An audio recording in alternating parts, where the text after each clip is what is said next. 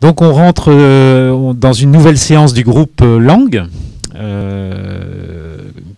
Et cette séance sera consacrée à la question des besoins. Enfin, le groupe langue, pardon, travaille, vous le savez, sur les besoins linguistiques dans la métropole. Nous recevons ce soir Monsieur Vincent Rouet, avec lequel nous allons parler de l'enseignement bilingue, non seulement en France, mais en Europe.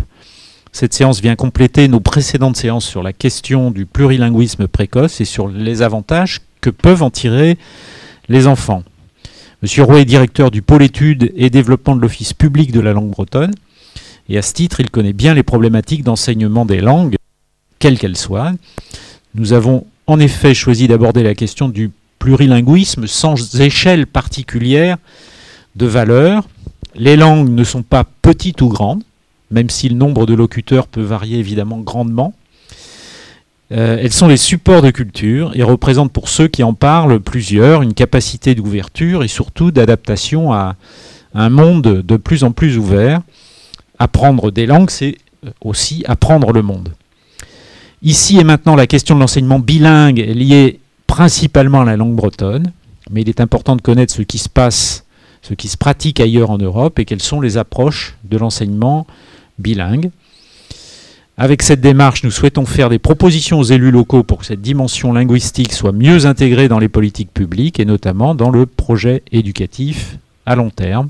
Donc merci Monsieur Rouet d'avoir accepté notre invitation et on va vous écouter attentivement. Je ne sais pas si Alain Grand-Guillot veut dire un mot avant le commencement. Oui, merci d'être présent. Donc on va continuer à poursuivre. Selon une petite habitude, très rapidement, je vous donne des points d'actualité que j'ai relevés entre nos deux séances mensuelles. Alors rapidement, au niveau de l'apprentissage bilingue, il y a un site actualité bilingue grec-français qui est parti de l'initiative de professeurs sur les Côtes d'Armor qui aborde à la fois en texte écrit et en brève orale pour ceux qui apprennent à la fois le français pour les Grecs et le grec pour les Français. Il y a un séminaire qui va se dérouler chaque mois à Rennes 2, dans le laboratoire Hermine. C'est une séance par mois qui va aborder tous les problèmes des minorités, donc le problème des langues en Afrique, Moyen-Orient, région francophone, les Français de l'Ontario et différentes aussi observations. Par exemple, il va y avoir une séquence au mois de janvier, je crois, sur les Kurdes, donc c'est à Rennes 2.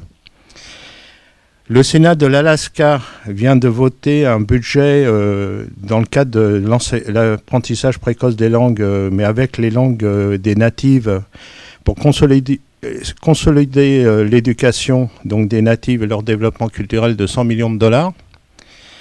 Il y a eu aussi, pareil, dans le même esprit, en Australie, une langue aborigène qui s'appelle le Badi Maya, qui était en voie de disparition. Le programme a démarré en 1990, il vient d'arriver à son terme pour sauver la langue et il passe maintenant à l'éducation et au développement de cette langue auprès des populations natives. Et pour faire l'introduction, donc avec l'intervention de Vincent, récemment, Facebook vient de reconnaître le breton, sans doute quelques-uns l'ont lu. Ça devient la 121e langue officielle du réseau international. Merci Vincent.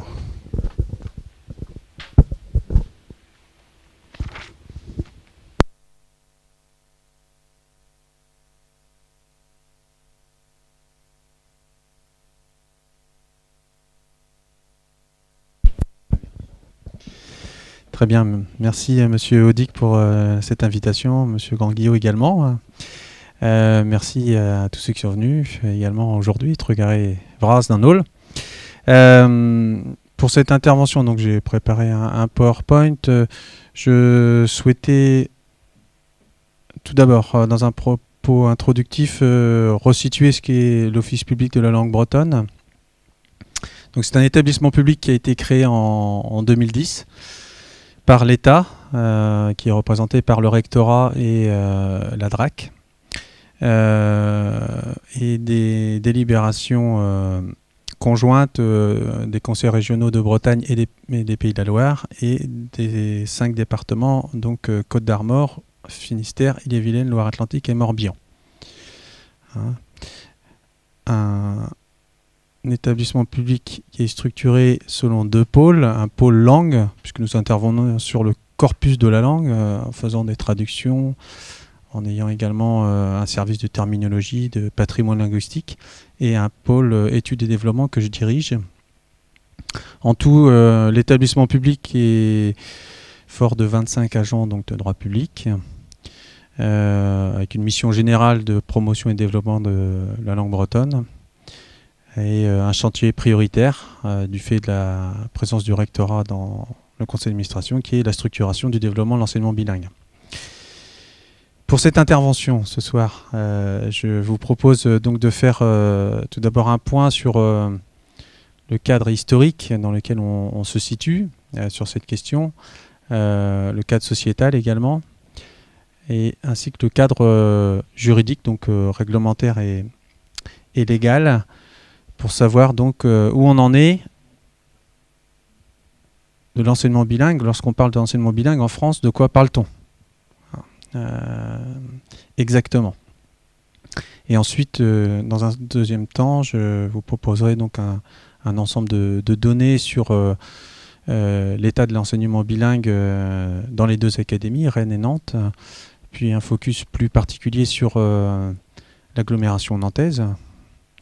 Et ensuite, on prendra un autre point de vue qui est la situation au niveau de la France et puis quelques exemples au niveau européen.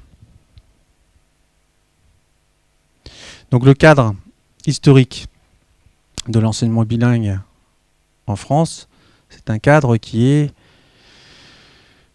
marqué par une politique linguistique qui a été longtemps marquée par l'unilinguisme, qui est une spécificité assez forte dans la construction de l'État français, qui a été donc essentiellement l'exclusion de toute autre langue, en tout cas en primaire, autre que le français pendant très longtemps. Je ne resterai pas très longtemps sur ces questions, sauf s'il y a des interrogations plus tard dans la salle, mais tout le monde sait en général que les enfants qui arrivaient à l'école lors de leur scolarisation qui ne parlaient pas français ont souvent eu des sanctions, et des sanctions qui se sont retrouvées autour du symbole, souvent une vache qu'on mettait autour du cou des enfants pour quelque part les humilier et leur faire comprendre qu'il fallait qu'ils arrêtent de parler autre chose que la langue qu'ils allaient apprendre à l'école, qui est la langue française.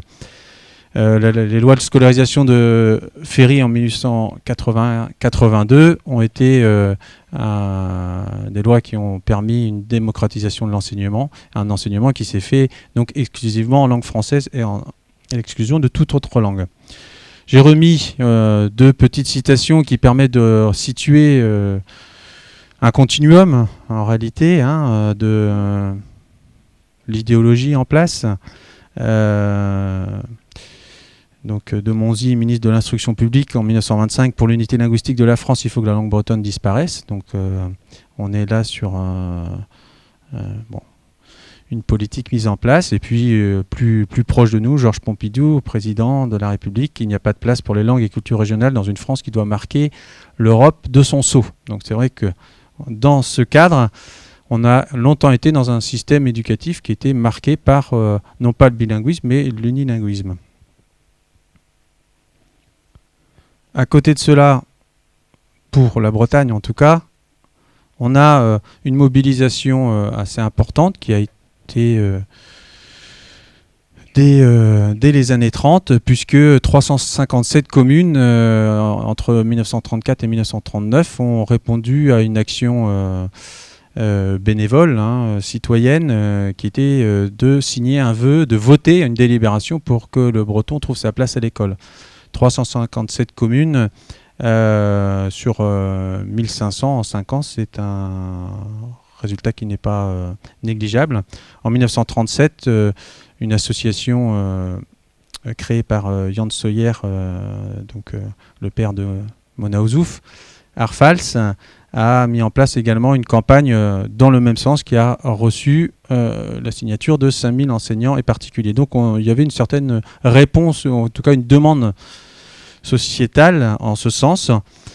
Il a fallu attendre longtemps pour que les choses se mettent en place, des parents d'élèves ayant demandé à l'école publique de mettre en place des filières bilingues, la réponse étant toujours négative. En 1977, c'est la création des écoles associatives bilingues par immersion, que vous connaissez au moins de nom, les écoles Diwan, donc dans un cadre hors service public. Ces écoles, à partir de 1994, bénéficieront d'un contrat d'association. Le cadre légal et réglementaire. Lorsqu'on parle d'enseignement bilingue, qu'est-ce que c'est pour la France? De quoi parle-t-on? Ce n'est pas juste l'enseignement d'une deuxième langue.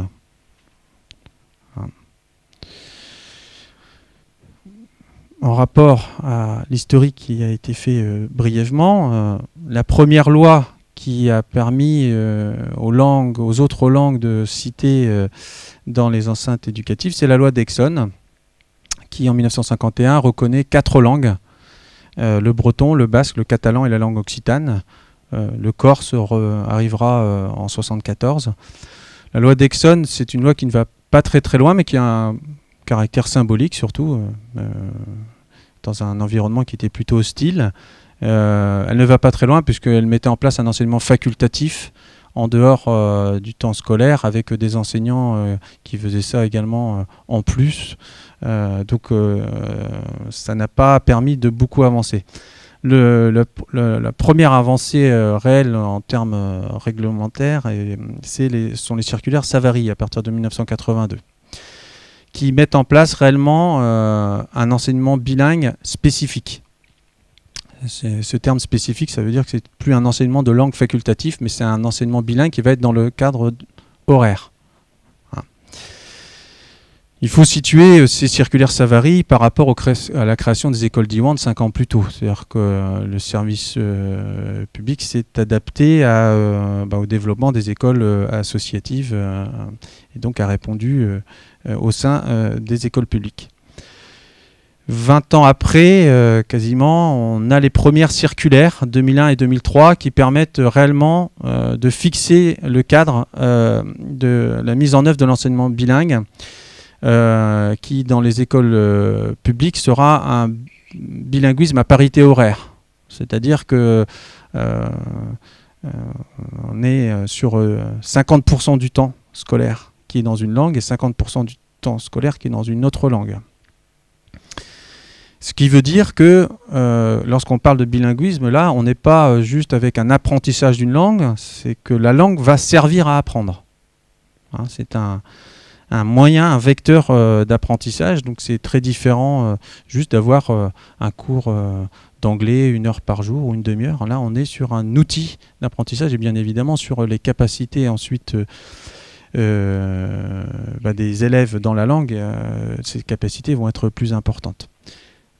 Point important également de ces circulaires, elle prévoit bien la continuité de l'enseignement de la maternelle jusqu'au lycée. C'est-à-dire qu'on met en place des filières qui commencent dès la petite section et qui doivent être ensuite organisées pour que les élèves puissent aller jusqu'au lycée. Et puis en 2008, là aussi une évolution par rapport à l'histoire, une réforme de la Constitution, ajout de l'alinéa 1 à l'article 75 de la Constitution.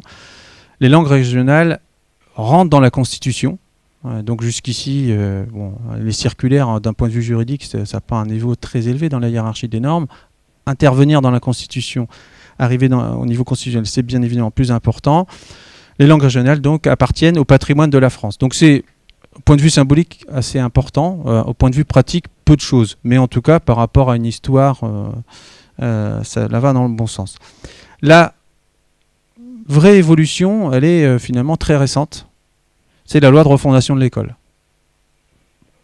qui, dans un article, reconnaît pour la première fois l'enseignement bilingue au niveau législatif, plus au niveau de circulaire. Il est prévu, notamment, que les langues et cultures régionales appartenant donc au patrimoine de la France, donc ça, on est un peu à la suite de la réforme constitutionnelle, leur enseignement est favorisé, désormais, prioritairement dans les régions où elles sont en usage.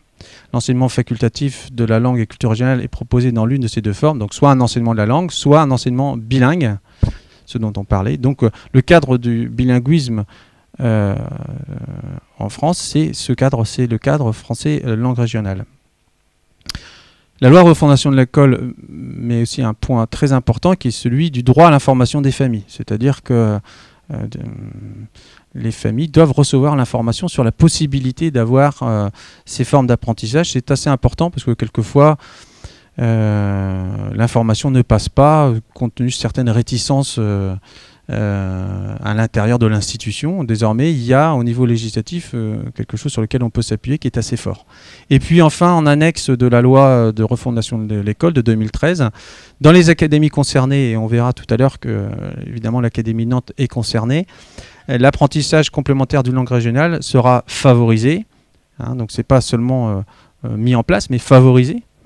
Et le bilinguisme français langue régionale sera encouragé dès la maternelle. Donc là, aujourd'hui, cette année, en 2014, on est sur la première année de mise en place de la loi, donc on est au début, mais désormais on a un cadre législatif qui est clair. Voilà pour le cadre juridique.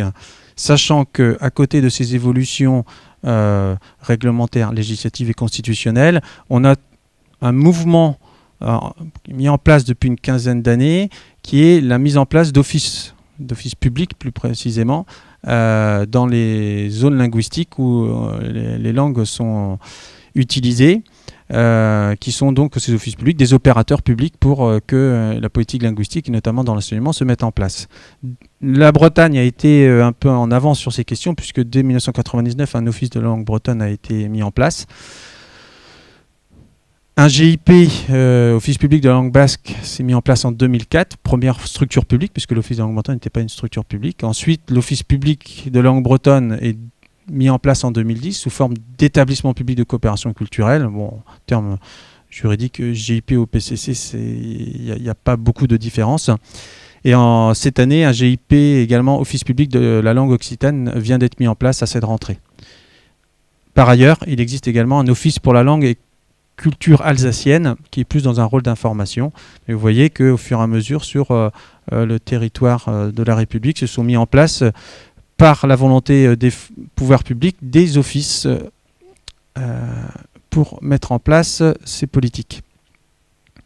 Alors, le bilinguisme français-breton. De quoi parle-t-on? En réalité, il y a une filière bilingue et 3 réseaux d'enseignement. 1977, création de la première école d'Iwan, j'en ai parlé. C'est un enseignement bilingue immersif, c'est-à-dire que c'est une école qui fonctionne dans la langue. C'est un enseignement qui est gratuit et laïque. En 1982, les premières classes bilingues sont ouvertes dans l'éducation nationale. Donc vous voyez, c'est pas le même terme, on parle de classe à l'intérieur d'une école cette fois. À de rares exceptions près, les écoles publiques qui ont des filières bilingues sont des écoles qui ont des classes monolingues et des classes bilingues. C'est pas l'école qui fonctionne complètement dans la langue, à la différence de Diwan. Et en 1990, l'enseignement catholique s'y est mis également avec le même cadre horaire qui est la parité horaire, donc 50-50 a priori. Donc voilà, 3 filières, 3 réseaux qui participent d'une même filière. Aujourd'hui, le graphique montre une progression importante. À cette rentrée, nous sommes à 15 840 élèves, avec donc des effectifs qui ont augmenté de 70% en 10 ans. Vous avez en rouge les évolutions de Diwan, qui s'approche des 4000 élèves. L'évolution est plus lente. Souvent, on pense, quand on pense enseignement bilingue en Bretagne, on pense aux écoles d'Iwan. En fait, désormais, ce sont celles qui scolarisent qui sont en 3e en termes de scolarisation, puisqu'elles s'approchent des 4000 élèves, beaucoup moins que l'enseignement public qui approche les 7000 élèves. Pourquoi? Parce que la mise en place d'une école, c'est beaucoup plus lourd, beaucoup plus compliqué, alors que dans l'enseignement public, finalement, c'est au lieu de créer une classe monolingue, on crée une classe bilingue dans une structure déjà existante. L'enseignement catholique en orange s'est beaucoup développé entre 1995 et 2005 surtout, et vient de passer la barre des 5000 élèves scolarisés à cette rentrée.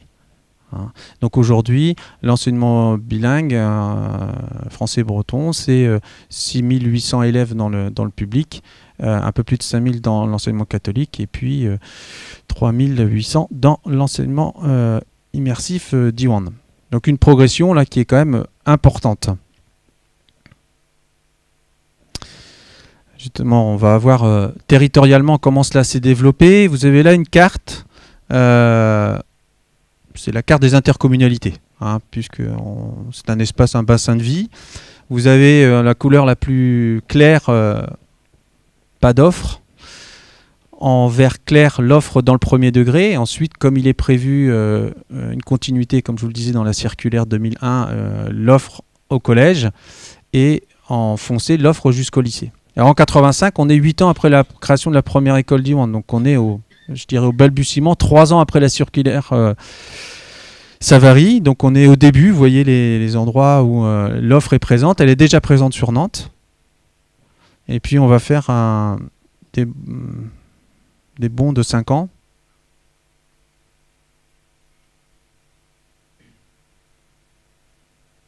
Voilà, aujourd'hui on en est. Donc globalement, une offre qui s'est développée territorialement, assez fortement. Et puis une offre aussi qui s'est développée dans sa continuité, puisque vous avez vu la couleur des territoires qui changent, qui devient de plus en plus foncée, c'est-à-dire qu'on a de plus en plus de continuité au collège, et puis également des continuités qui vont jusqu'au lycée. Donc c'est vraiment un enseignement bilingue qui est organisé de la petite section jusqu'au baccalauréat. Pour mettre en place cet enseignement, il faut évidemment des enseignants. Et donc, il y a des modalités spécifiques de recrutement des enseignants pour l'enseignement bilingue qui sont organisées donc, par le biais des concours. Un concours de recrutement spécial pour le premier degré. Donc, le concours de recrutement du premier degré, c'est ce qui s'appelle le CRPE. Et donc, le CRPE, il y a dans l'Académie de Rennes et l'Académie de Nantes, pour ne citer qu'elle, mais c'est aussi vrai pour celle de l'espace occitan, basque, corse ou alsacien, un nombre de postes qui sont dédiés à l'enseignement monolingue et un nombre de postes qui sont dédiés à l'enseignement bilingue, qui sont réservés. Donc il y a une enveloppe globale, et puis ensuite au niveau des rectorats, il y a un choix qui est fait de réserver un nombre de postes. Aujourd'hui en Corse, c'est 50% des postes pour le CRPE public externe qui est réservé à l'enseignement bilingue. Enfin 40% normalement dans la convention, mais 50% cette année. En Bretagne, on est autour de 10% des postes qui sont pour le CRPE. Ce concours de recrutement, c'est une vraie avancée parce que ça permet réellement de recruter des enseignants qui vont être recrutés par rapport à leurs compétences sur le bilinguisme. Et puis, on a un CAPES et un CAFEP pour le second degré depuis le milieu des années 80. Donc là, un CAPES qui est bivalent, c'est-à-dire que le CAPES quand on passe le CAPES de breton, on passe le CAPES de breton, mais on passe aussi un autre CAPES. Ce qui là, par contre, est une vraie difficulté, parce qu'il faut que les candidats soient donc très bons en breton, puisqu'ils doivent avoir le niveau du CAPES, mais on leur propose une seconde valence qui va être soit l'anglais, soit les mathématiques, soit l'histoire, ou soit les lettres.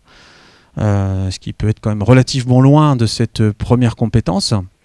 Et donc ça c'est une vraie difficulté. L'idée étant que ils puissent faire basculer, faire une partie de leur service dans leur deuxième valence. Hein, mais évidemment en termes de formation c'est assez compliqué, et pour susciter les vocations c'est assez difficile. Mais c'est organisé comme cela. Aujourd'hui, le corps enseignant bilingue en Bretagne, c'est 900 enseignants. Donc c'est un développement qui s'est fait de façon assez importante également. Vous avez cette courbe qui montre surtout depuis une quinzaine d'années, en fait, plus d'un doublement des effectifs du corps enseignant. Donc on a réellement quand je disais en propos introductif, quand on parle de bilinguisme aujourd'hui, de quoi parle-t-on? On a réellement donc un cadre réglementaire, un cadre législatif, et puis des procédures de recrutement qui sont mises en place pour ce qui est l'enseignement bilingue aujourd'hui. L'enseignement bilingue en France, c'est l'enseignement bilingue français langue régionale. Quels sont les atouts du bilinguisme français-breton? Nombreux, mais on peut au moins en prendre 3. Nous avons fait une étude avec le CRIJ Bretagne l'année dernière sur un panel de 4000 jeunes bretons. Alors les jeunes pour le CRIJ, c'est les 15-29 ans. Hein. Donc, je ne sais pas, est-ce qu'il y a des jeunes ce soir parmi nous? En tout cas, c'est de faire une enquête sur un échantillon donc de 4000 jeunes entre 15 et 29 ans, et puis de leur demander s'ils maîtrisent 2 autres langues, au moins 2 autres langues, sans parler du français et du breton. Et les jeunes qui ne parlaient pas breton, donc en gros les jeunes qui n'avaient pas été en filière bilingue étaient 32% à dire oui, moi je maîtrise 2 autres langues, et les jeunes qui avaient été en filière bilingue, donc qui étaient britophones, étaient 60%. Donc un des aspects positifs qui est souvent donné lorsqu'on rentre en filière bilingue, qui est de se dire on va avoir une meilleure appétence pour les langues, une compétence renforcée. C'est souvent des choses que l'on dit, mais en réalité, on a peu d'études pour le montrer. Et là, on a un échantillon de 4000, c'est un échantillon très solide, et on a un premier élément objectif de ce qu'apporte l'enseignement bilingue précoce. Je crois que vous en avez déjà parlé dans ces réunions, et c'est très important de le mettre en place dès la maternelle autour de ces bases. Une autre étude que l'on a faite récemment également à partir des élèves qui avaient fait leur collège, leur lycée dans le réseau Diwan. On a pris on a interrogé les jeunes qui avaient eu leur baccalauréat depuis 2005 pour savoir où ils étaient désormais, quelles études ils avaient fait, quelles étaient les professions qu'ils faisaient. Et notamment, on s'est rendu compte que ces jeunes étaient bien plus mobiles que les autres. Hein. C'est-à-dire que là, vous avez la population de référence, hein, et puis les jeunes qui sont passés par le réseau Diwan. Et donc on se rend compte que les jeunes qui sont passés par le réseau Diwan bien sont, lorsqu'ils font leurs études, ils sont à 30%, ils ont bougé, souvent en dehors de la Bretagne, ils sont partis voir ailleurs. Et ceux qui n'ont pas fait de filière bilingue, ils sont à 18% à avoir bougé. Donc il y a une mobilité qui est plus forte, une appétence pour la mobilité qui est plus forte. Et surtout, globalement, on se rend compte que, après au niveau universitaire, que à peu près 4% des étudiants français vont faire leurs études à l'étranger chaque année. Et pour les anciens de lycée Diwan, ce taux est de 12%. Donc on a une mobilité qui est plus forte. C'est intéressant parce que souvent on entend dire que l'enseignement bilingue français, langue régionale, à quoi ça va servir? Est-ce que ça ne fait pas enfermer les gens dans un territoire? Là, on se rend compte qu'on a une mobilité qui est finalement plus forte.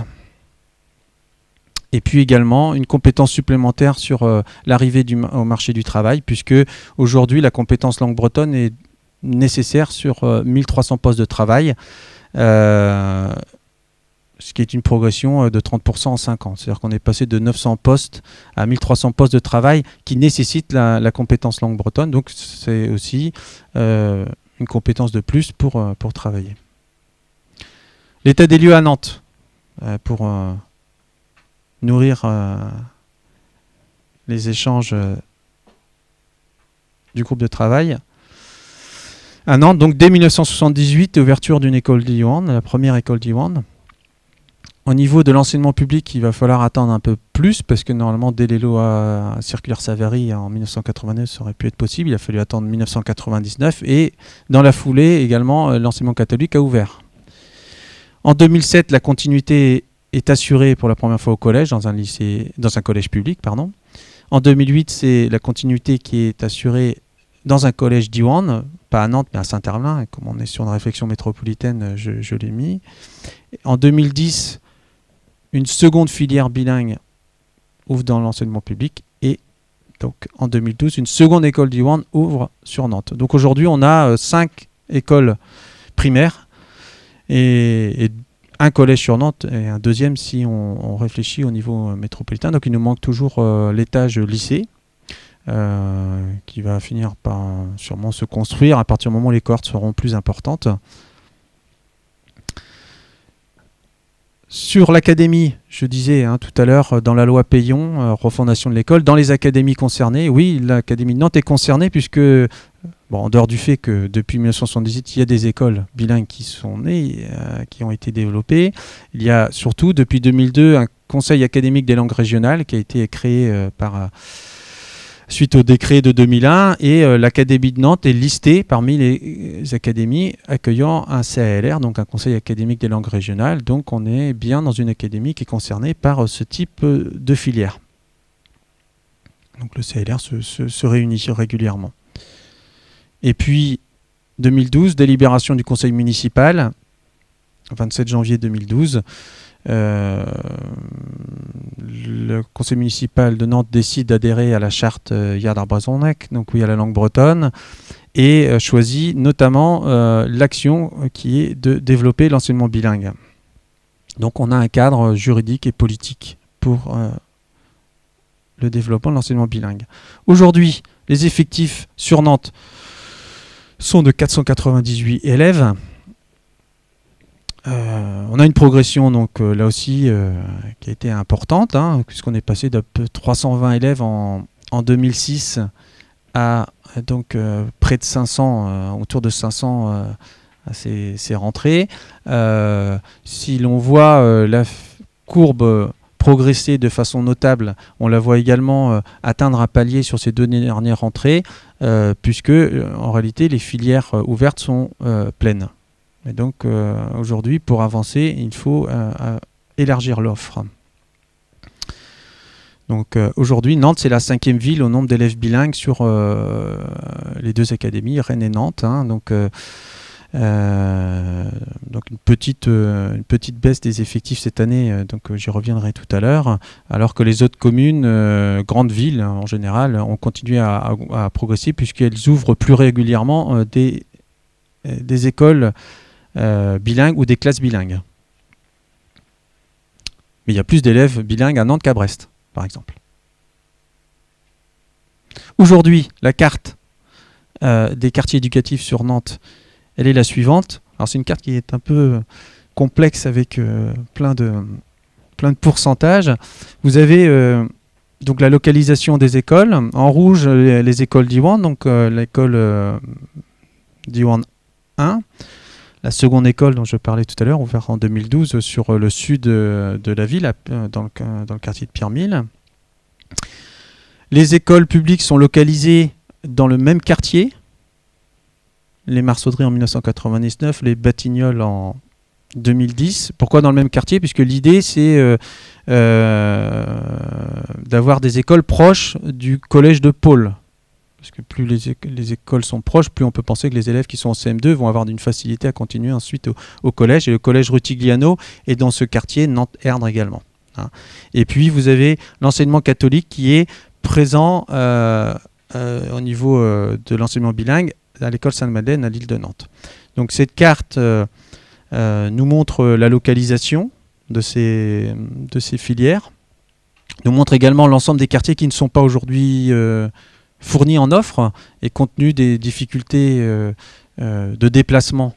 C'est pas très simple quand on habite ici par exemple et qu'on doit aller, qu'on souhaite un enseignement bilingue dans l'enseignement public, aller aux Marsaudries, sauf si on y travaille, c'est injouable. Donc on a encore une offre qui reste parcellaire. Vous avez là un pourcentage qui est à chaque fois ce que représente l'enseignement bilingue dans l'enseignement global, les effectifs globaux. Aujourd'hui, par exemple, près de 10% des élèves qui sont scolarisés dans le quartier Zola d'Hervalières en maternelle sont à l'école Diwan. Donc ça veut dire qu'on a un enseignement qui s'est assez fortement enraciné. 7,7% de l'ensemble des élèves du quartier Nantes-Erne sont dans le bilingue. Voilà. Et ensuite, vous avez un petit pourcentage à l'intérieur de l'école qui nous montre quel est le poids de la filière dans l'école. Hein. Dans les écoles Diwan, évidemment, 100% de l'école est en filière bilingue, mais dans les écoles publiques et les écoles catholiques, comme je vous le disais, sont des classes à l'intérieur d'une école, et donc on n'est pas à 100%. La moyenne académique, c'est 33-35%. C'est-à-dire qu'une fois que quand la classe ouvre, elle ouvre en maternelle, et ensuite elle se développe sur les 3 cycles, cycle 1, cycle 2, cycle 3, et bien souvent, une fois qu'elle est développée sur les 3 cycles, il y a une gestion du nombre d'inscriptions pour que les filières bilingues ne dépassent pas 33-35%, un tiers. Ce qui fait dire qu'aujourd'hui, sur l'enseignement catholique, on est sur ce seuil. Sur l'école des Marsaudries, on est également sur ce seuil. Depuis plusieurs années, on est autour de 33%. Donc, si on veut augmenter, ça ne peut augmenter que par une autre offre. Et puis sur l'école des Batignolles, donc là c'est le pourcentage de l'année dernière, cette année on est autour de 17-18%, et ce qui correspond à peu près aux moyens en personnel, puisque sur les 5 enseignants, il y en a un qui est bilingue, donc il y a 20% des personnels qui sont bilingues, et donc 17-18% des élèves qui sont dans la filière. Donc là aussi, je vous disais, hein, sur ce qu'on avait auparavant, si on arrive à ce seuil, c'est parce que les écoles, en réalité, sont pleines, puisque l'école Diwan là refuse des inscriptions désormais, et puis l'école ici est toute neuve et dans des locaux assez peu adaptés, puisqu'ils ne peuvent recevoir plus de 15 élèves. Donc on a besoin de trouver de nouveaux locaux pour cette école-là. Donc une carte assez complexe, mais qui est assez éclairante également. En France, la situation dans les autres académies, dans le cadre donc, de l'enseignement bilingue tel qu'il est défini par les textes. L'enseignement bilingue donc, existe sur les académies de Nantes et de Rennes pour le breton.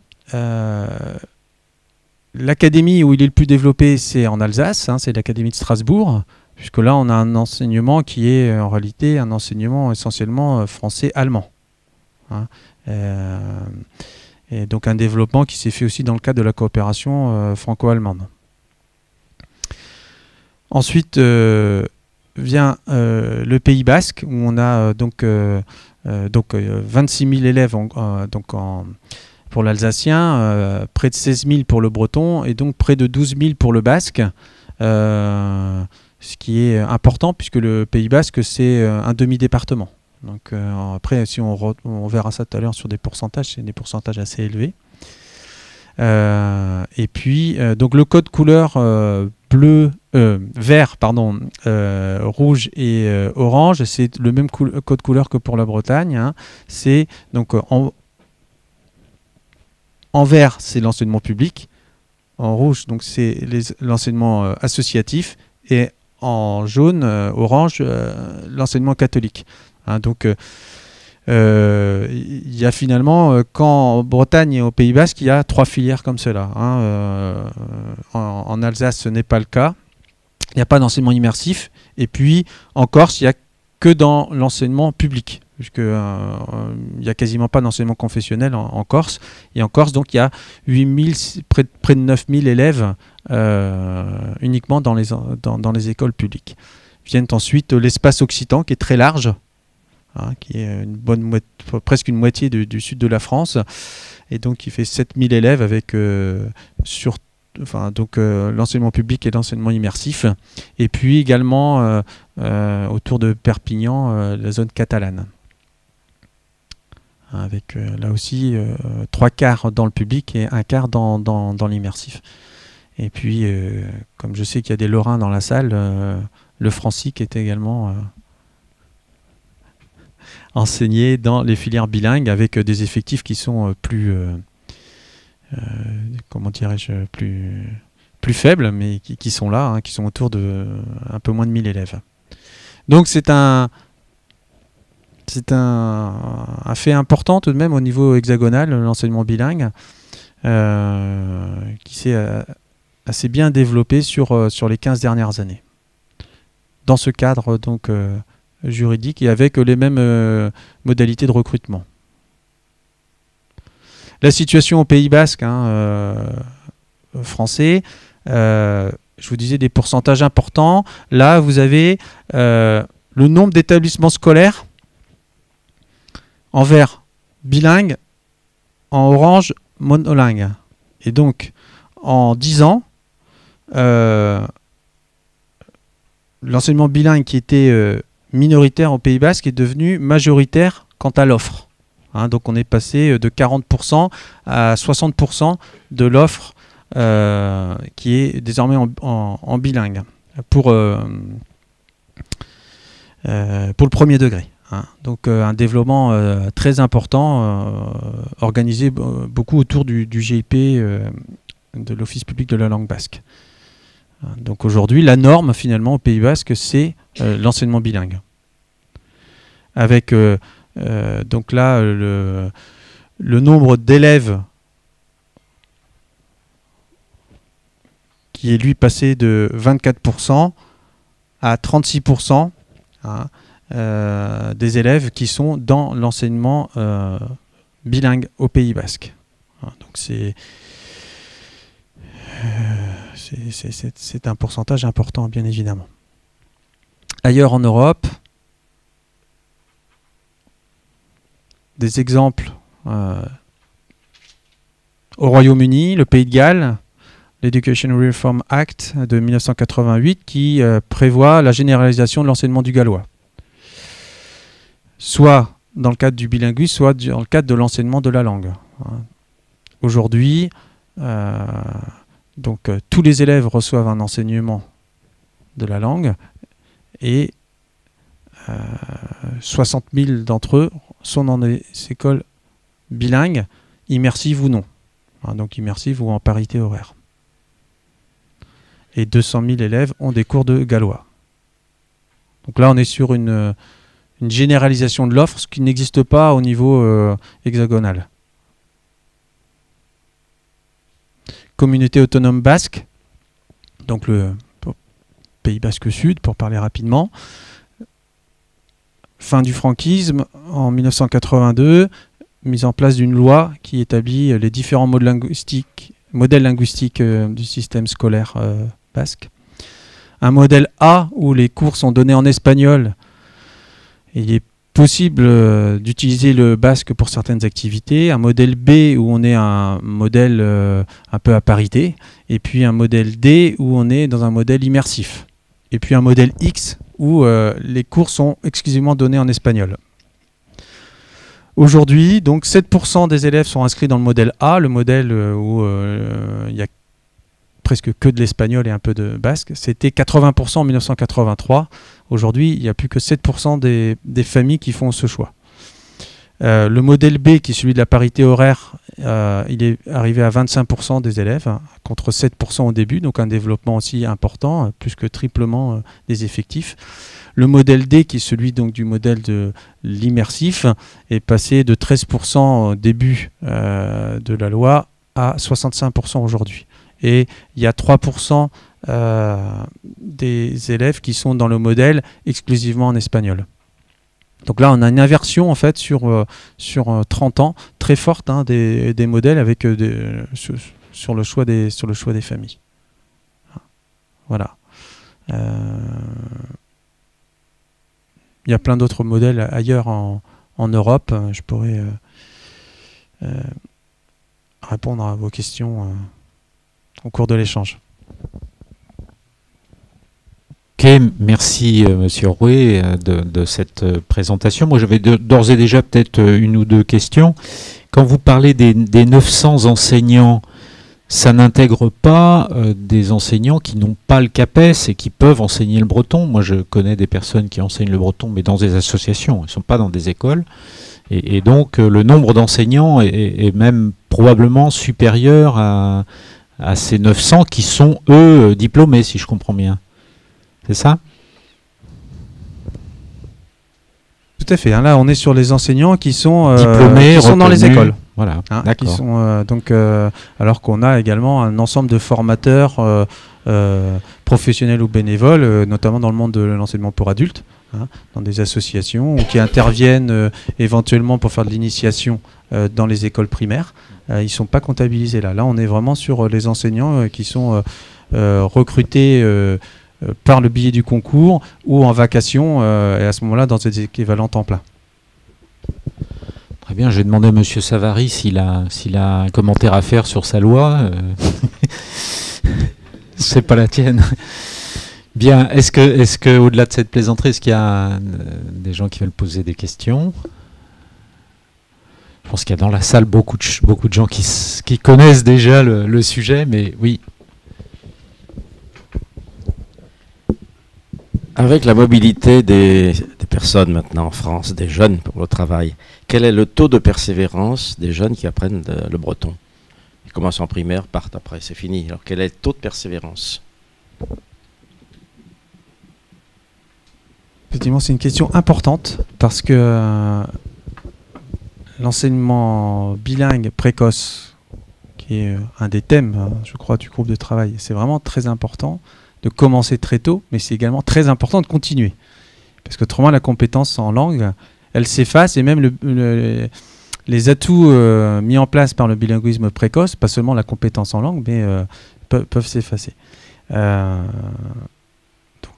pour cela, on travaille à ce qu'il y ait une continuité qui soit organisée du CM2 ensuite au collège, et ensuite du collège vers le lycée.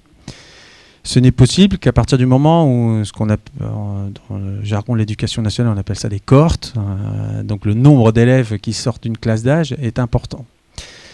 Or, on a une contrainte forte dans l'enseignement bilingue, qui est que en maternelle, l'enseignement bilingue est ouvert à tout le monde.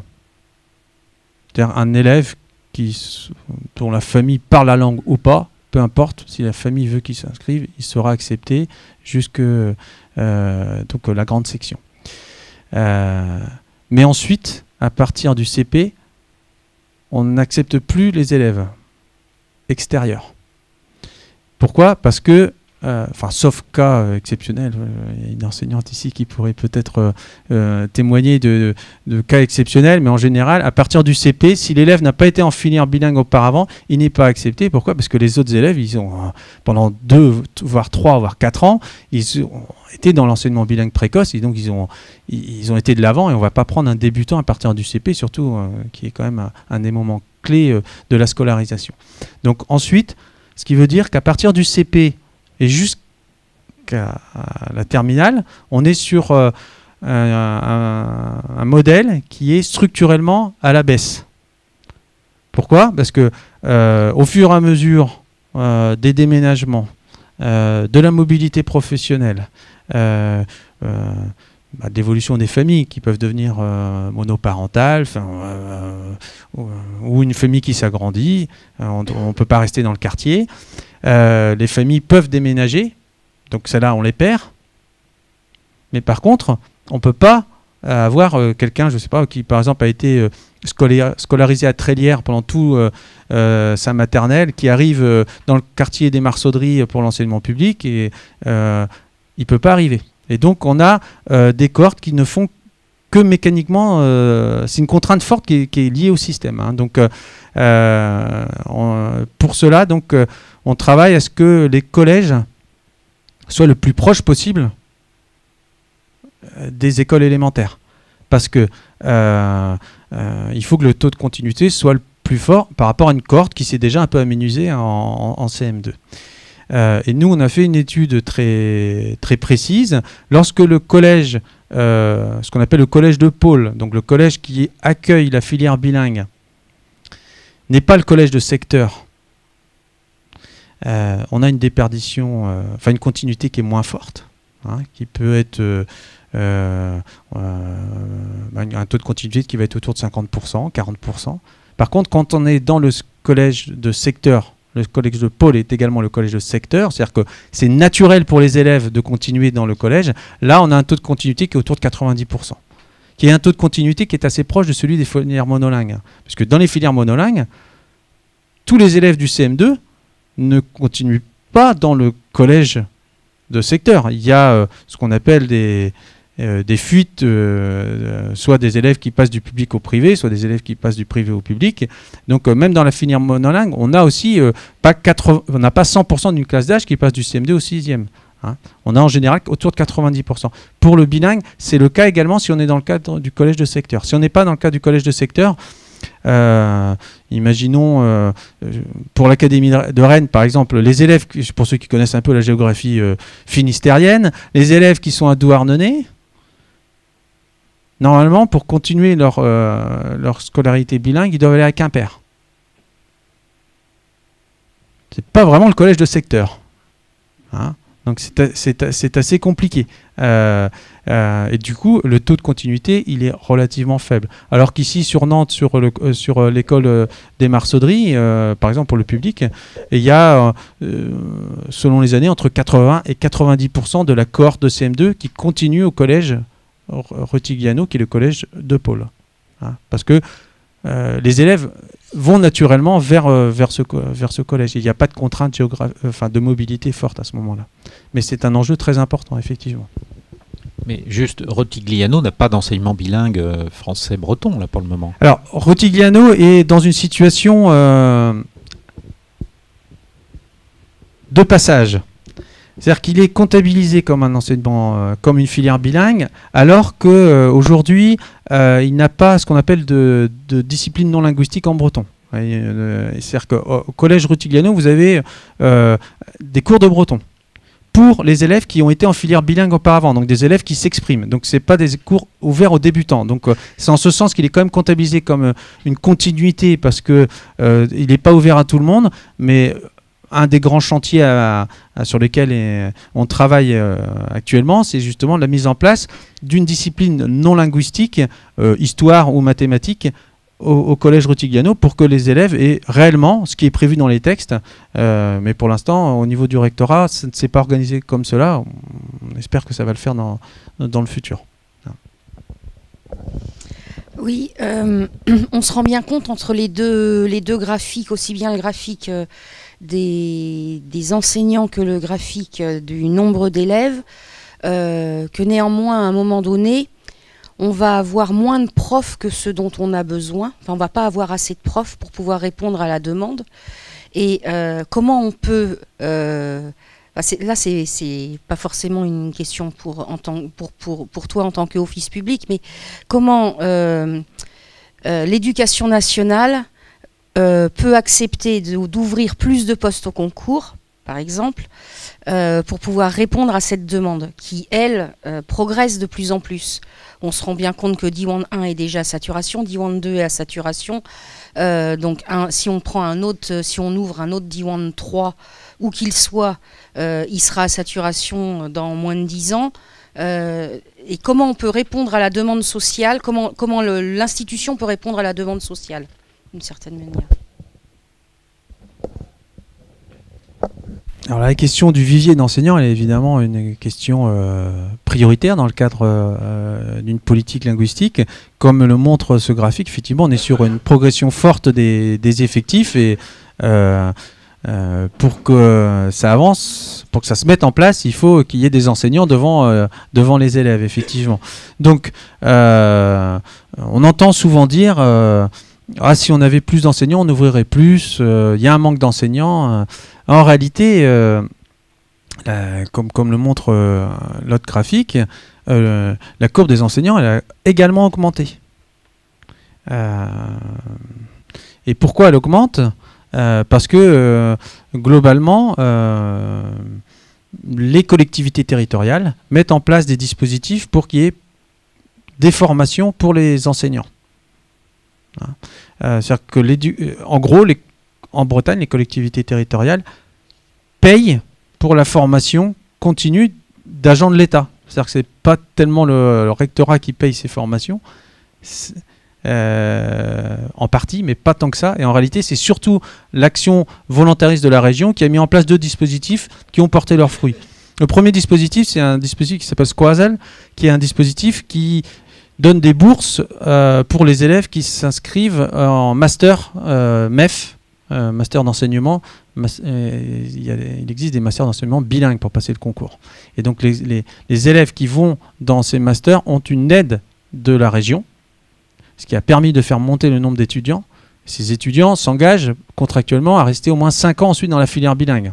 Donc c'est du donnant-donnant qui existe aussi dans d'autres... moi, lorsque j'ai passé mon concours aussi de fonctionnaire, je devais rester 10 ans parce que j'avais une formation qui était payée. Donc ça fait partie de pratiques normales, sauf que là, c'est pas l'État qui paye, mais c'est la volonté, c'est l'appui de la région. Donc il y a ce dispositif, et puis il y a un deuxième dispositif qui s'appelle DESC, qui est lui destiné à aider notamment les enseignants qui décident de passer de la filière monolingue à la filière bilingue. Il y a des enseignants en poste qui souhaitent pas nécessairement faire 40 ans dans la filière monolingue, et donc ils vont suivre des formations intensives qui durent 6 mois, donc 6 ou voire 9 mois. Et pendant ce temps, lorsque vous êtes agent public et vous allez faire une formation, 1, vous payez votre formation. 2, vous avez une perte de salaire de 15% sur votre salaire brut. C'est peu incitatif pour partir en formation. Et donc la région, elle, a mis en place une aide qui permet aux personnes qui vont faire un effort de formation de ne pas être trop perdantes, parce que même l'aide ne couvre pas les frais. Mais comme ça, les personnes qui partent en formation n'ont pas 3, voire 4, voire 5 000 euros à payer de leur poche. Voilà, ce qui serait le cas. Donc là, il y a deux dispositifs qui ont été mis en place, Squazel depuis 2009 et puis DESC depuis 2012. Et face à l'éducation nationale qui disait oui, on n'a pas assez de viviers, on n'a pas assez d'enseignants, mais qui ne faisaient pas grand-chose pour que ça avance, les collectivités territoriales, elles, ont aidé. Et aujourd'hui, on a un nombre d'enseignants qui se présentent au concours qui est beaucoup plus important que les autres années. Cette année, on avait 300 inscrits au concours du CRPE, du premier degré. C'est du jamais vu. On était plutôt autour de 100 auparavant. C'est-à-dire que ces dispositifs de formation, les personnes qui ont Squazel ou les personnes qui ont DESC également s'engagent à passer le concours, si elles l'ont, à rester dans la filière bilingue. Et donc, mécaniquement, on a beaucoup plus de monde à aller vers les concours, et on a donc une hausse du nombre d'enseignants.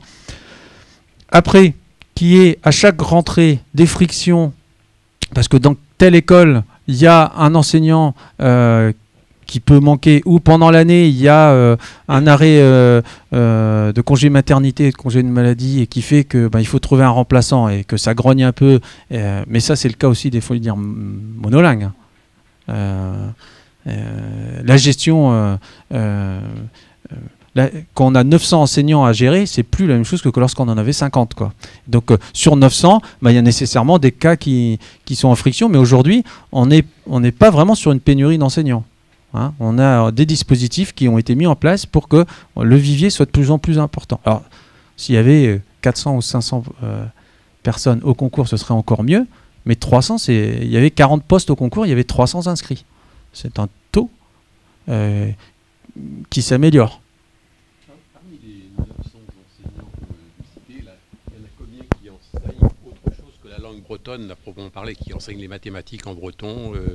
Est-ce qu'il y en a ou pas? Est-ce qu'il y a le CAPES qui est prévu à cet effet ou pas? Oui, dans l'année 900, vous avez le premier et le second degré. Hein. Donc vous avez le premier degré qui est lui uniquement... Enfin, ce sont des professeurs des écoles qui enseignent donc toutes les matières. Oui, bien sûr. Mais pour le second degré, donc vous avez... je ne me rappelle pas du chiffre, mais vous avez une cinquantaine d'enseignants qui sont sur des DNL, hein, sur des disciplines non linguistiques. Donc qui enseignent. Dans le rectorat, il y a donc les mathématiques, l'histoire, le PS, les arts plastiques, voilà, qui sont fléchés vers des DNL. D'accord. Et maintenant, donc voilà, donc l'expérience, donc 77. Donc il y a combien qui poursuivent leurs études à l'université de Rennes ou de Brest ou d'autres en breton et qui vont jusqu'à master doctorat, quoi. Qui font LMD, quoi. Tout d'abord, tous les personnes qui suivent un cursus bilingue de la maternelle jusqu'au lycée ne sont pas toutes destinées à devenir des enseignants.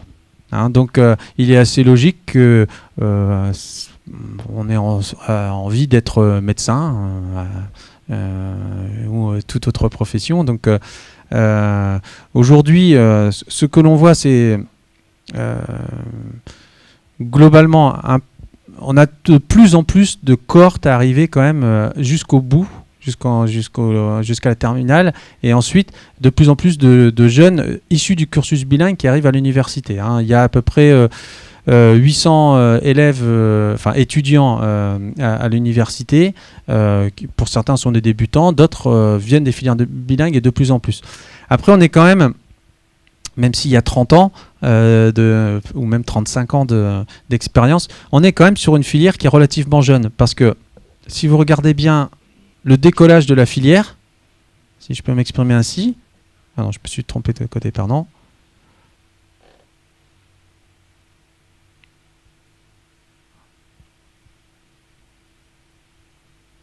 Il intervient surtout à partir des années 2000, hein, parce que en fait, les effectifs ont plus que doublé depuis 2000. Et donc les élèves qui étaient scolarisés en 2000, ce sont des élèves qui avaient 3 ans en 2000, et donc ils commencent à arriver au collège en fait. Hein. Donc on a tout de même évidemment des premières cohortes qui sont en âge d'être à l'université, voire dans la population active. C'est en ce sens qu'on a fait cette étude auprès des anciens élèves du lycée Diwan. Au lycée Diwan, il y a 380 élèves. Hein, donc on les compte par centaines encore. Hein, on ne les compte pas par milliers. Hein. Mais donc la montée des cohortes, on est en train de la voir et elle est devant nous, je dirais. Hein. Après, il faut organiser ce dont je parlais, qui était assez technique sur les collèges de pôle, les collèges de secteur. Là, il faut que les élèves puissent continuer la filière bilingue sans que ça amène des sacrifices trop importants pour les parents. S'il faut changer de ville, s'il faut faire 3 quarts d'heure, 1 heure de route pour aller au collège, il y a des parents qui le font, il y a des élèves qui sont volontaires, mais évidemment, on peut s'attendre à ce que 100% des élèves ne continuent pas, quoi, hein. Il faut organiser cela, et c'est en ce sens, quand je montrais les écoles de Nantes, c'est pour ça que la seconde école de Nantes, elle a été mise en place dans le même quartier que la première.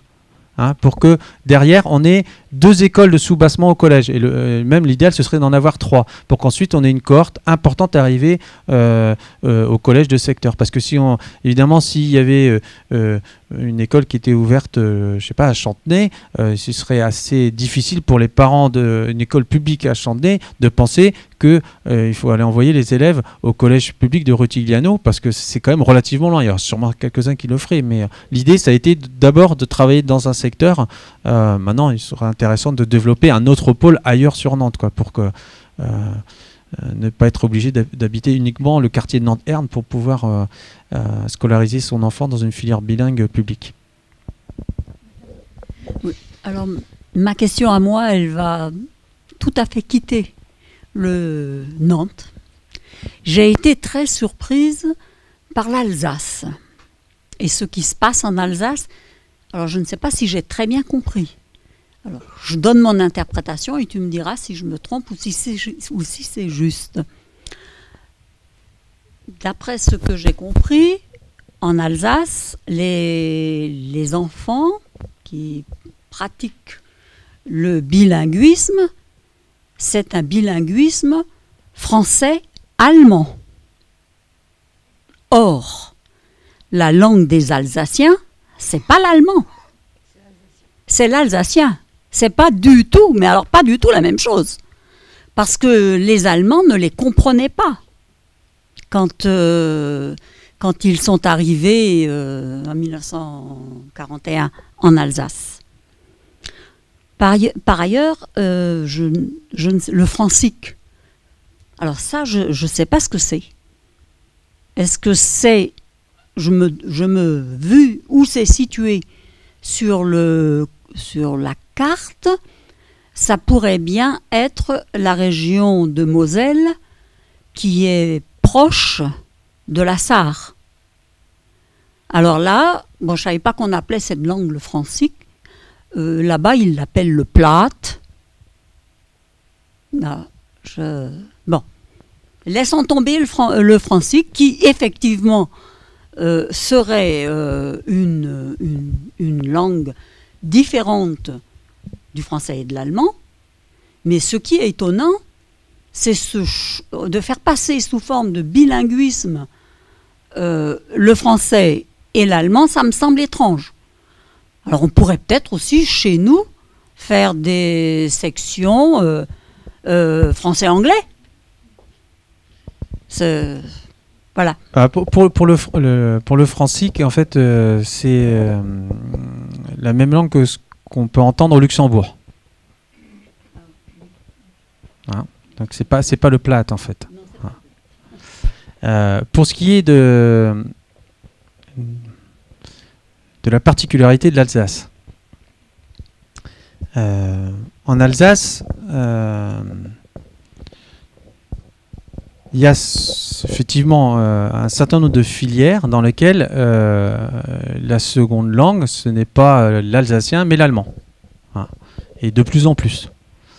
Alors c'est vrai que pour ceux qui comprennent un peu l'allemand, lorsqu'ils entendent des Alsaciens parler, c'est pas facile. Donc c'est un peu différent en termes d'oralité. Mais par contre, il n'y a pas de standard écrit de l'alsacien. Et en fait, le standard écrit de l'alsacien, c'est l'allemand. Tout comme en Allemagne, vous avez plusieurs dialectes qui sont oralement différents de l'allemand qu'on peut apprendre lorsqu'on rentre au collège par ici. Mais par contre, l'écrit, c'est le même. Et donc, c'est pour ça qu'il y a une question qui est un peu compliquée en Alsace, c'est qu'il y a une oralité qui est différente de l'allemand, mais en même temps, un écrit qui est l'allemand. Ce qui pose évidemment beaucoup de questions dans cette région qui a connu une histoire mouvementée, parce que par exemple, lorsqu'on parle, en dehors de l'enseignement bilingue, mais lorsqu'on parle de politique bilingue, de politique linguistique et de mettre en place des panneaux bilingues en Alsace, vous entendez bien que si on commence à mettre en place des panneaux bilingues français et l'écriture de l'alsacien qui est finalement l'allemand, ça passe pas très bien dans la population, parce qu'il y en a beaucoup qui se souviennent de beaucoup de choses. Donc ce qui fait que dans la mentalité, c'est très compliqué. Alors que, comme il y a quand même, notamment une tradition du théâtre alsacien qui est très très forte, hein. Donc il y a le mouvement, parce que tout ça part de mouvements revendicatifs. En fait, ce sont d'abord des familles qui demandent, parce que comme je disais, il n'y a pas de politique publique à l'origine. Il n'y a pas une volonté d'abord de mettre en place le bilinguisme. On est d'abord sur une politique qui est d'abord pour l'unilinguisme. Donc ce sont des familles qui ensuite s'organisent. Elles ont, pour certaines, souhaité avoir l'alsacien, et puis d'autres ont souhaité avoir l'allemand comme bilinguisme. Et donc aujourd'hui, on a certaines écoles bilingues en Allemagne où c'est l'alsacien qui est parlé, et puis d'autres où c'est l'allemand, parce qu'il y a une volonté de coopération franco-allemande et d'aller travailler de l'autre côté du Rhin, et qui est là, par contre, assez poussé du côté du rectorat et de l'éducation nationale. Donc c'est une situation qui est quand même très, très, très spécifique. Et tout de même, lorsqu'on apprend l'allemand en Alsace, on participe quand même d'une culture commune, même si c'est pas tout à fait l'alsacien, quoi. Ça résonne quand même un peu de la même façon. J'ai juste une petite anecdote. Dans les années 80, il y avait, on a fait venir d'ailleurs un chanteur alsacien, là, c'était Schiffer, dans le cadre de développer les écoles d'Iwan. Il y avait beaucoup de fest-noz et d'animations. Et il se trouve que quand Schiffer est venu, il y avait ce mouvement de demande de l'alsacien. Et accidentellement, pour des raisons professionnelles, j'ai retrouvé un des premiers présidents de cette association en 2006 à Mulhouse. Parce il travaillait dans les énergies renouvelables, et pour des raisons professionnelles, j'étais à Mulhouse dans le cadre d'accords franco-allemands. Et puis, naturellement, après, on a déjeuné ensemble, etc. Il m'a expliqué qu'il y avait deux choses qu'il faut peut-être rappeler, parce qu'il ne faut pas tomber dans le même piège c'est qu'au départ, il y a eu un blocage du rectorat, c'est-à-dire on leur a proposé de faire d'abord du bilinguisme allemand. Et c'est pas tellement l'État français qui a mis de l'argent, c'est surtout des conventions dans le cadre de l'Europe, entre la France et l'Allemagne, pour justement favoriser les échanges transfrontaliers. Et après, il m'a dit que ça ne posait pas de question, puisque quand même l'alsacien est très pratiqué dans les familles ou dans des bourgs ruraux, pardon. Et c'est à peu près le même problème avec le limousin et puis les langues un peu... c'est-à-dire qu'il y a vraiment un parler très territorialisé, et que le fait que leur enfant soit bilingue très tôt faisait qu'ils s'adaptaient à différents parlers. Et il me citait, donc Mulhouse c'est le sud de l'Alsace, pour ceux qui oublient, et il me citait qu'en fin de compte, il y avait des Alsaciens qui se mettaient presque à parler avec l'autre côté, je ne sais plus quelle ville, enfin il y avait un parler proche de l'alsacien de l'autre côté. Donc pour eux, ça ne leur posait pas de problème dès lors que l'enfant était bilingue très tôt. C'est-à-dire que entre eux, ils parlaient alsacien. Voilà la petite anecdote qui explique pourquoi ils n'ont pas peut-être la même problématique, parce qu'ils ont vraiment un enseignement bilingue qu'on pourrait peut-être un jour mieux s'inspirer, puisqu'il s'agit là bien de langues nationales, quoi. C'était le français et l'allemand. Et à vrai dire, ça a été un blocage du rectorat qui a fait qu'ils se sont vraiment orientés sur cette voie-là.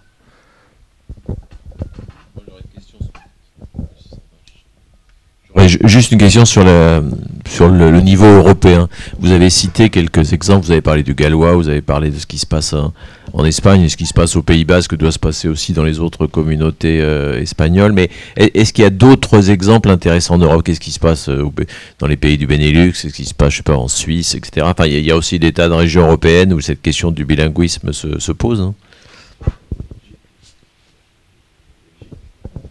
Le Benelux, ouais.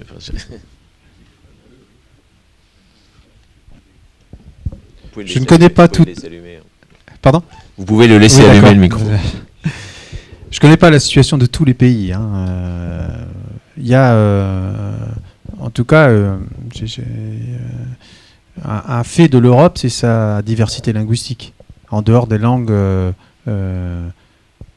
officielles, qui peuvent d'ailleurs, il n'y a qu'en France où il n'y a qu'une seule langue officielle. Il y a plusieurs pays, enfin tous les autres pays de l'Union européenne, à part la Grèce, ont plusieurs langues officielles. Mais en plus des langues officielles, il y a plusieurs langues parlées sur les différents territoires. Et une des spécificités de l'Europe, c'est justement cette diversité qu'il s'agit de préserver d'une façon ou d'une autre. Aux Pays-Bas, par exemple, il y a une minorité qui est la minorité frisonne, où il y a 500 000 locuteurs là, qui sont entre les Pays-Bas et l'Allemagne. Et là aussi, il y a un système bilingue qui a été mis en place pour que les familles puissent, parce que la présence de la langue dans les familles est assez importante, mais il faut qu'elle puisse être relayée dans l'école. Donc là, on a un système qui est beaucoup moins, qui n'est pas du tout dans le modèle basque. Au modèle basque, il y a eu trois modèles, enfin 4 modèles, mais il y en a surtout 3 ABD qui ont été mis en place tout de suite pour répondre à des demandes familiales très différentes.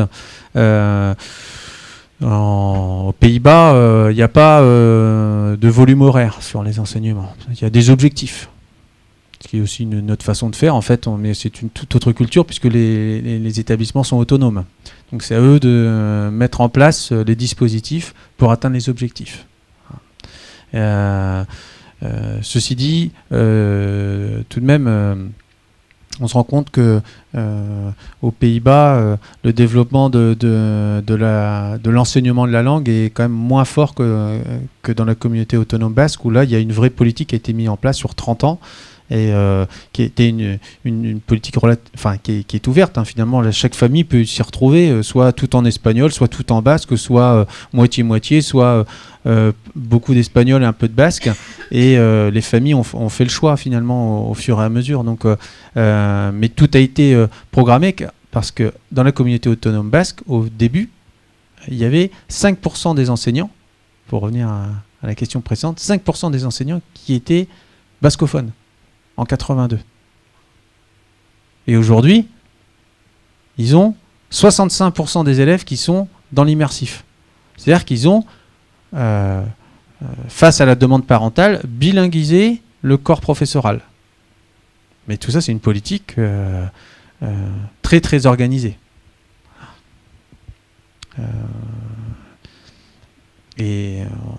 Globalement, l'expérience montre que, surtout lorsqu'on est sur des situations où il y a des langues fortes et des langues plus faibles, ou en tout cas des langues moins répandues, il faut un système qui soit très structuré et qui soit ouvert, parce que c'est aux familles de décider, mais qui soit structuré, qui mette en place des moyens, notamment pour que le corps professoral puisse changer et s'adapter aux demandes du service public finalement.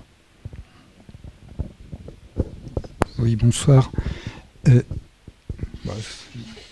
d'accord. C'est une spécificité française d'avoir une langue officielle, le français.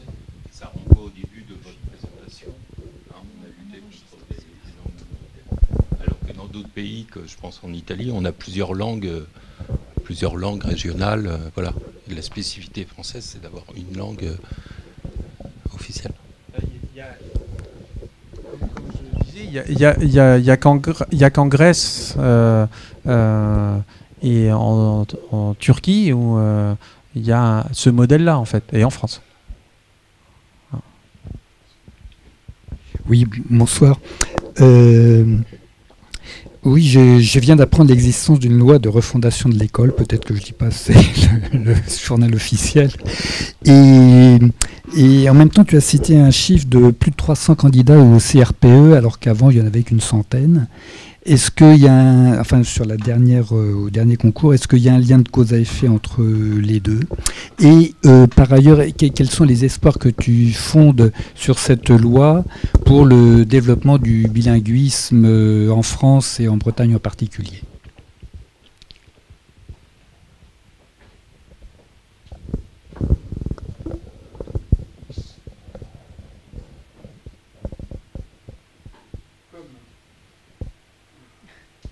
Comme l'indiquent les articles là, sur la loi de refondation de l'école de 2013, donc, qui est assez récente, il y a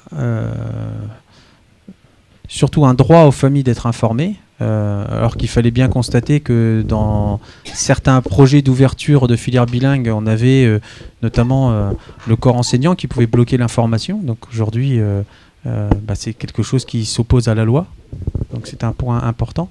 Par contre, il n'y a pas de dispositif clairement affiché sur la formation. Hein, on est sur l'enseignement doit être favorisé, encouragé, mais on n'a pas en face de données très, très claires sur le développement du corps professoral bilingue. Hein, donc le fait que cette année on ait plus de candidats n'est pas en lien pour l'instant avec la loi de refondation de l'école. La loi de refondation de l'école, elle a des avantages sur, d'un point de vue symbolique d'abord, parce qu'auparavant, c'est pas la même chose de s'appuyer sur des circulaires ou de s'appuyer sur une loi. Hein, donc c'est quand même très important. Et puis cette question de l'information aux familles, elle est pour nous qui structurons le développement de l'enseignement bilingue très important, parce que souvent dans certains projets, on a du mal à informer les familles. Et comme l'ouverture des écoles, notamment dans l'enseignement public, est conditionnée de façon assez compréhensible à un nombre d'élèves préinscrits, c'est sûr que si on ne peut pas informer les familles, on ne risque pas d'avoir d'élèves préinscrits. Hein. Donc là, désormais, on a un point, un article d'une loi qui nous permet d'avancer. Pour le reste, ce qui importe beaucoup, c'est que dans chaque académie, il y a un nombre de postes qui est proposé au concours. Hein, là, vous avez peut-être lu hier qu'il y a 25% de hausse du nombre de postes ouverts au concours du CRPE cette année dans le budget. C'est important. Mais dans les académies concernées, il y a une enveloppe et ensuite chaque rectorat décide, avec le ministère bien évidemment, mais de l'attribution dans cette enveloppe du nombre de postes bilingues et du nombre de postes monolingues. Hein, et le moins qu'on puisse dire, c'est qu'à l'échelle de la République, tout le monde n'est pas égal. Parce que, en Corse, je le disais, 50% de l'enveloppe part vers l'enseignement bilingue. En Bretagne, c'est 10%. Et en Pays de la Loire, puisque c'est notre académie. Là, il y a un poste, et je crois qu'il y a 400 postes ouverts au concours. Ok. Bel effort. À moins qu'on... Il y a un département concerné. Donc, à moins que le total de nos impositions représente seulement 1%. Bel effort. Les 10% sont sur l'Académie de Rennes. Oui. Concerne l'Académie de Rennes. Mais c'est très important. Il y a des leviers là qui sont très importants. Ça, c'est très concret, quoi, hein, à savoir si on va avoir 20% de l'enveloppe ou 30% ou 10%. Ça conditionne le développement, de savoir si on se développe à 3% l'an sur les effectifs ou à 10%. Hein,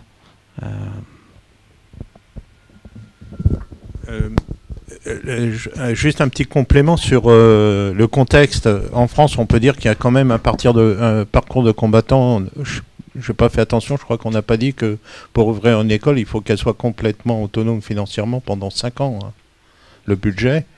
Et je vais comparer avec une région qui s'appelle le Schleswig-Holstein, au nord de la République fédérale allemande. Il y a une minorité donc danoise. Là-bas, les enfants donc qui sont au lycée apprennent leurs droits, c'est-à-dire la Constitution, etc. Et dans cette Constitution, donc quand ils sont au lycée, on leur apprend surtout ils peuvent demander, donc les familles de culture minoritaire d'origine danoise peuvent demander, lorsqu'elles ont des enfants, l'ouverture à une filière bilingue, c'est-à-dire que le land est obligé, lorsqu'il y a l'âge légal, de mettre à disposition un enseignant qui apprend donc une forme locale du danois, plus un enseignement qui est choisi, ça peut être une activité artistique, etc., dans la langue. C'est-à-dire, il y a ce processus. Alors, ils n'ouvrent pas la maternelle, hein, dans les langues obligatoires, c'est l'équivalent de l'école élémentaire. Donc, il y a à la fois le contexte de l'ouverture d'une école, je crois qu'il est important à souligner, où en France, c'est quand même un parcours de combattant, et puis aussi la réactivité de l'institution à répondre à la demande des familles. Sur la question des 5 ans, en fait, c'est pour les écoles d'Iwan, donc qui sont sous contrat d'association. il faut attendre 5 ans entre le moment où l'école est créée et le moment où elle va être contractualisée. C'est-à-dire que pendant 5 ans, elle n'est pas sous contrat, en fait. Hein, donc, ce qui est relativement lourd pour une école associative, parce que pas de contrat d'association, ça veut dire 2 choses. C'est-à-dire que l'enseignant, il est à la charge du réseau, ce qui est quand même un budget important, parce que c'est un enseignant formé, hein, donc il y a des droits statutaires. Et puis que les élèves qui sont scolarisés dans l'école n'amènent pas de forfait scolaire. C'est-à-dire qu'un élève, normalement, qui est scolarisé dans une école, la commune doit payer le forfait scolaire. Hein, donc ça veut dire que chaque élève, quelque part, dans un budget, hein, si on raisonne comme ça, chaque élève correspond à 300, 400, 500 euros. Et pendant 5 ans, le forfait scolaire ne fonctionne pas. Donc l'école ne peut pas demander le forfait scolaire à la commune de domiciliation de l'élève. Ce qui est évidemment compliqué pendant 5 ans. Vous imaginez, faut payer les locaux, il faut payer le personnel non enseignant, il faut payer l'enseignant, il faut en plus un manque de ressources très important parce qu'il n'y a pas le forfait scolaire. Et à ce niveau-là, au niveau aussi de la République, tout le monde n'est pas égal parce que les 5 ans là, pour Diwan, donc c'est bien, ça c'est pour le réseau en Bretagne, mais chez ASCA au Pays Basque, c'est 0. C'est dès que l'école est créée, elle est sous contrat. Et ça depuis 2004, c'est lorsque Dominique de Villepin était ministre de l'Intérieur que ça a été signé. Donc aussi avant, ils avaient un contrat qui était de plusieurs années, et puis d'un coup, ils sont passés de 5 à rien. Et c'est beaucoup plus facile, évidemment, quand on voit les chiffres là qui augmentaient, lorsqu'on est dans ce cadre pour l'enseignement associatif, plutôt que lorsque nous, on est sous le cadre des 5 ans. Donc aujourd'hui, il y a des négociations pour que cela progresse aussi, parce qu'il n'y a pas de raison qu'il y ait différents traitements au niveau de l'ensemble de la République. S'il n'y a pas d'autres questions, moi je vais vous en soumettre. Ah bah si, il y en a encore plein. Bah. Allez-y. Vas-y, monsieur. Parlez dans le micro parce qu'on enregistre, c'est pour ça qu'on vous oblige à parler dans le micro, même si on n'est pas très nombreux. Juste un petit rajout. Vous avez dit qu'en 1935, il avait été décidé que le breton devait disparaître. Je crois que c'est pas tout à fait exact. On peut dire qu'il fallait prendre l'inverse, apprendre le français aux Bretons. Car qu'est-ce qui se passe avant 1930 ? Tous les jeunes qui étaient appelés pour faire leur service militaire étaient appelés localement. Celui de Quimperlé allait à Quimper, vous voyez, et beaucoup parlaient que le breton chez eux. À partir de 1930, on a envoyé ces jeunes un peu partout en France. Et là, il y a eu un réel problème d'adaptation. Et il fallait d'abord commencer par faire des cours de français aux jeunes. Alors c'est peut-être la réaction, et à partir de 1935, que l'on a dit il faut supprimer le breton. En l'occurrence, il faut apprendre le français. C'est bien 1925 en l'occurrence. Oui, c'est ça. Mais bon. C'est l'explication à l'époque. Peut-être, oui. Mais en tout cas, bon, je crois que l'idée, c'était parce que j'aurais pu multiplier les citations. L'idée, c'est un choix qui a été fait en France, qui a été l'unilinguisme, alors qu'il y avait un pays qui était plurilingue. Et donc, il y a un choix politique qui a été fait. On est d'accord, on n'est pas d'accord avec ça, mais il y a un choix politique sur plus d'une centaine d'années, au moment où la démocratisation de l'école s'est mise en place, ce qui a évidemment impacté très fortement la situation des langues. C'est pour ça que globalement on est passé, nous, d'1 million de locuteurs à 200 000, hein, parce que le traumatisme qu'ont vécu beaucoup d'élèves dans les écoles, lorsque vous êtes puni à l'école parce que vous parlez votre langue maternelle, quand vous êtes normalement constitué, vous essayez de faire en sorte que vos enfants ne subissent pas la même chose par la suite. C'est comme ça qu'on a eu une déperdition de la langue en 3 générations. Ça a été très très très rapide. Aujourd'hui, je pense qu'on a ce contexte historique, mais qui a quand même beaucoup évolué, parce qu'aujourd'hui, l'article de la loi Peillon, il n'a pas été simple à voter. Il y a eu toute une bataille parlementaire, mais c'est aussi ça le mérite de la démocratie parlementaire. Et il y a eu tout de même une majorité de l'Assemblée nationale et du Sénat qui ont fini par voter un article qui va tout de même dans un autre sens. Donc on a une évolution, mais qui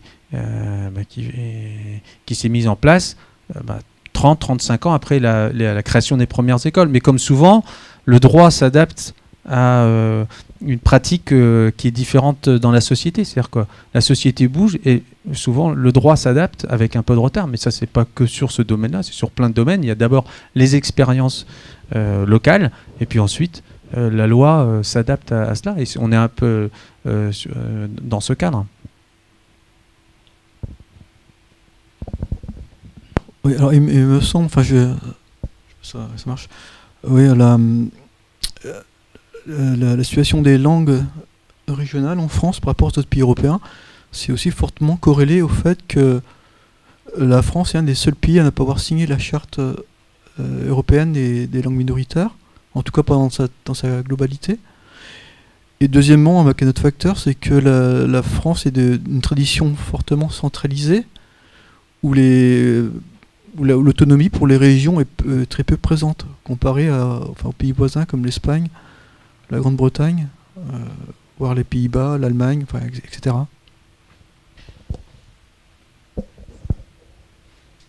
Ouais, tout ça s'inscrit dans ce contexte.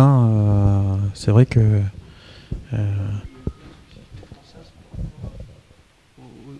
aux autres régions européennes, en fait. Oui, et puis on voit bien les langues qui sont...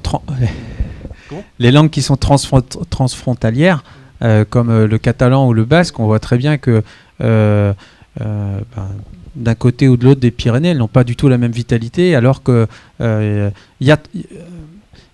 aujourd'hui, le basque est quasiment généralisé au sud du Pays basque, et dans une situation encore très compliquée au nord du Pays basque, donc en zone française. Parce que même s'il y a 30% des élèves qui sont dans les filières bilingues au Nord Pays Basque, il y en a 70% qui ne sont pas dans les filières. Et donc, la pérennité de la langue dans cette zone n'est pas du tout assurée. Et pourtant, il y a 40 ans, c'était l'inverse. Il y avait plus de locuteurs au Pays Basque Nord que dans le Sud.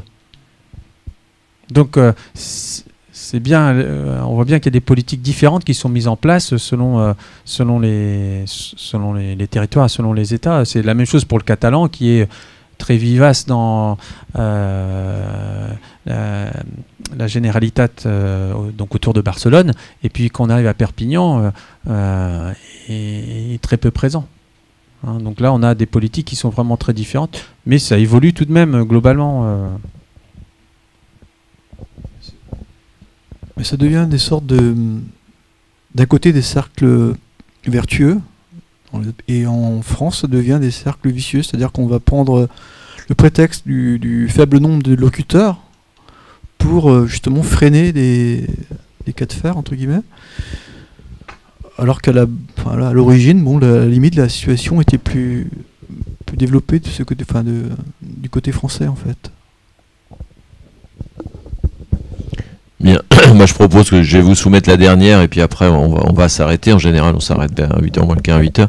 Moi je voudrais vous soumettre un paradoxe, qu'il n'y en ait peut-être pas un d'ailleurs, il y a un peu de provocation dans ma question, mais il y a un consensus pour dire, tous les intervenants qu'on a eus, pour dire que les enfants qui sont plutôt baignés dans un contexte multilingue, plurilingue, etc., font plutôt de bons élèves. Le lycée de Carhaix est toujours en général bien classé dans tous les classements nationaux. Ça montre qu'en général, sont plutôt de bons élèves, en tout cas meilleurs que les autres. Mais est-ce que, et c'est là où c'est peut-être un paradoxe ou pas, est-ce que ça bénéficie finalement, alors si on parle de la Bretagne, est-ce que ça bénéficie à la culture bretonne, à l'économie bretonne, etc. Est-ce que le fait qu'il y ait de plus en plus d'enfants dans les écoles d'Iwan, finalement, ça a un impact sur la région dont ils viennent, ou là c'est ma part de provocation, ou est-ce que finalement ça participe à fabriquer une élite mondialisée finalement dont les Bretons feraient aussi partie, quoi.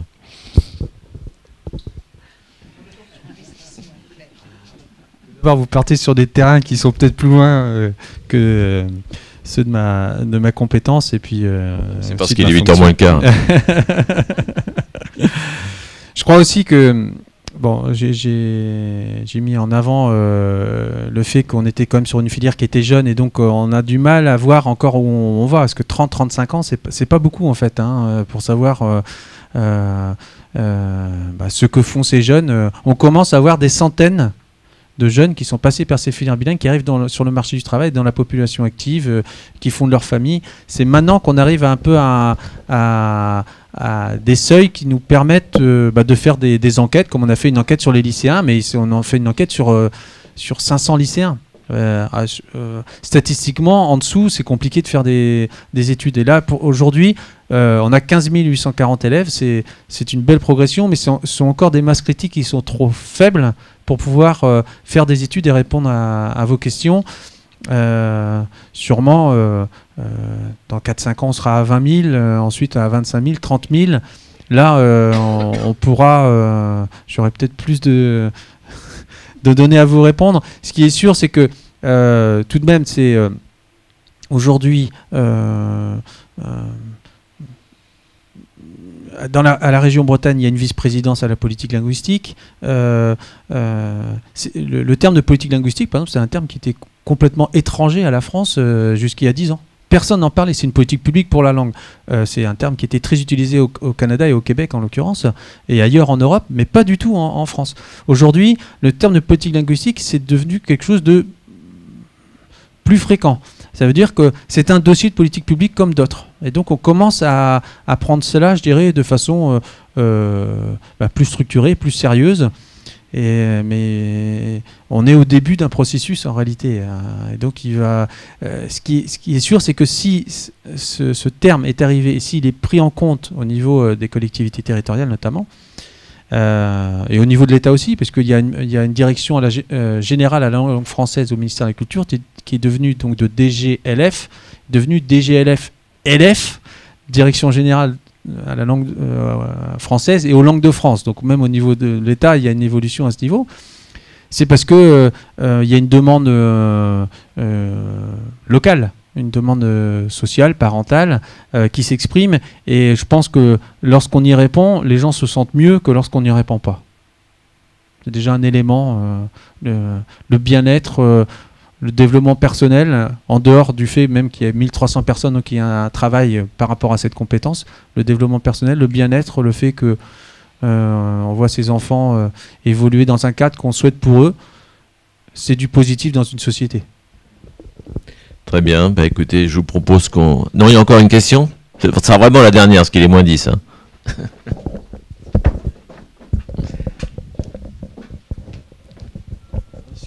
En fait, on pourrait considérer que le français est également une langue régionale au niveau du monde. Et les raisons pour lesquelles défendre les langues minoritaires en France sont presque les mêmes pour lesquelles il faut défendre le français dans le monde. Et il me semble avoir entendu à la radio ces jours-ci que certains syndicats sont vent debout dans certaines entreprises, voire certaines administrations publiques peut-être, parce que des évaluations de fin d'année allaient être faites en anglais justement.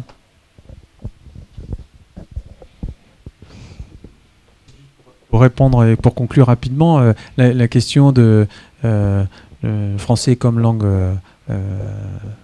régionale, c'est peut-être aller un peu loin, mais je sais que lorsque nous, on avait rencontré l'Office de la langue française au Québec, la présidente de l'Office de la langue française disait, nous, on est 2% les locuteurs de français, les francophones, on est 2% sur le continent américain, et c'est difficile.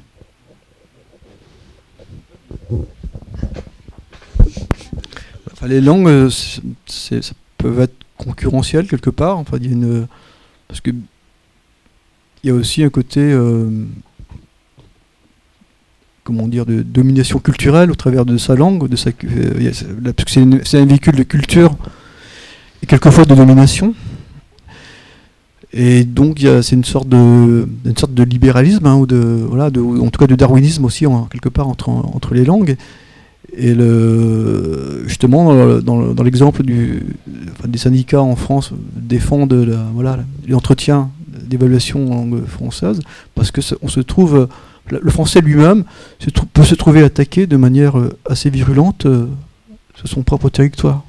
En tout cas, je pense que ce qui est sûr, c'est que ce qui fait la différence entre l'homme et l'animal, c'est le langage. Et lorsque on voit des langues disparaître, c'est une part de l'humanité qui disparaît, c'est une part de ce qui nous fait différents. Hein, donc, rien qu'à ce titre-là, la concurrence entre les langues peut-être, mais en tout cas, tout ont droit de citer d'une façon ou d'une autre. Bon, pour terminer, il y a à votre disposition un petit ouvrage qui recense un petit peu toutes les dispositions légales qui concernent les langues de France, et ça répondra notamment à votre question sur la loi de refondation de l'école, puisqu'elle est citée. Donc c'était publié par le ministère de la Culture.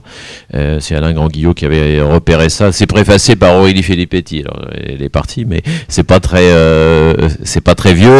Et puis la prochaine séance là qu'on avait prévue donc avec Jacqueline Feuillet, mais qu'on a un peu modifiée. En fait, on ira la faire normalement à la même date. Pour l'instant, c'est maintenu le 19 novembre au lycée international de l'île de Nantes pour rencontrer la proviseure du lycée et puis visiter l'établissement. Et puis en tout cas, merci à Vincent Rouet. Même si on n'est pas très nombreux, on peut l'applaudir quand même.